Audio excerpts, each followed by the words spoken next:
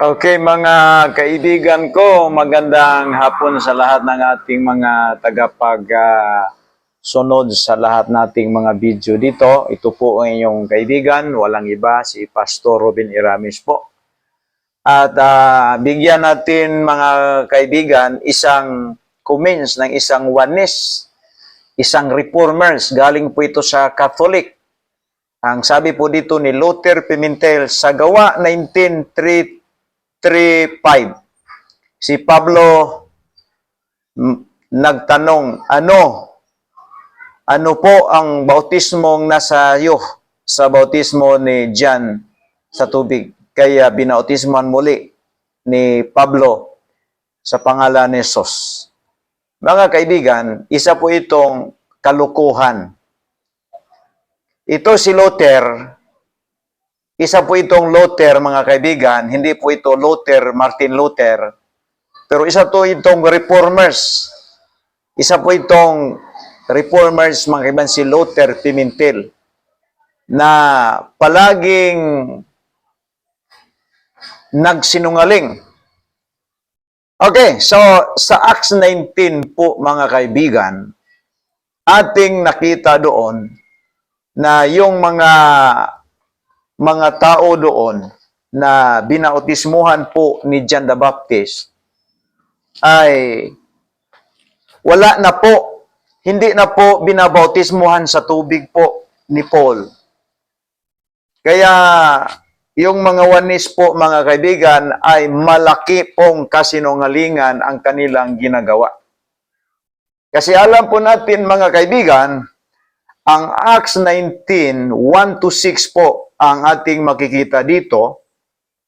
Yung mga 12 na mga disciples po doon na binautismuhan po ni John the Baptist po, mga kaibigan, then wala po sila nakatanggap sa Holy Spirit.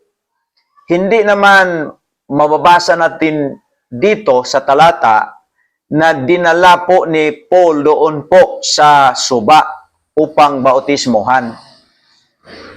Itong bautismo na ginawa po dito ni Apostol Pablo ay hindi po yon bautismo sa tubig. Malinaw po dito, mga kaibigan, sa verse number 6 po, mga kaibigan, na ang ginawa ni Apostol Paul sa 12 na tao po na nabautismuhan na ni John the Baptist sa tubig. Hindi na niya paulit o hindi na inulit na bautismuhan ni Paul sa tubig. Kasi wala namang tubig ang pinag-usapan doon. Kung makita mo doon sa verse number 6, dito po ang tinatawag natin baptism of the Holy Spirit.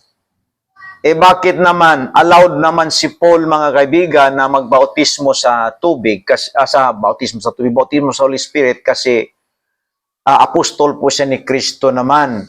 So ito ang nakalagay. Mali po yung pagkaintindi ng mga Oneness, lalong-lalo na si Luther Pimentel. Kasi wala namang tubig doon. In verse 5, basahin po natin ang Acts 19 verse 5-6.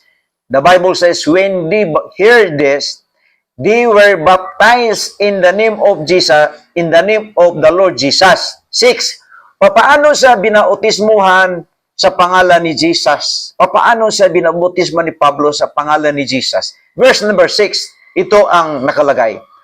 And when Paul had laid his hands upon them, paano siya binautismuhan ni Paul? Bautismo po ito, mga kaibigan, sa Holy Spirit, hindi po bautismo sa tubig. Yan ang mali ng mga Oneness po, mga kaibigan. Lugit ng versikulo, walang pakialam kung ano po mong klaseng bautismo ang nakalagay doon. Sabi po dito, and when the Paul had laid hands upon them, the Holy Ghost came unto them, and they speak with the tongue and prophesied. So, hindi tubig po yun, mga kaibigan, ang nakalagay. Bautismo po yun. Ito, mga kaibigan, sa Holy Spirit. Kaya, nagsinungaling itong si Luther Pimentel. Huminto na ka sa iyong pagkasinungaling. Kaya, papunta ka sa impyerno someday.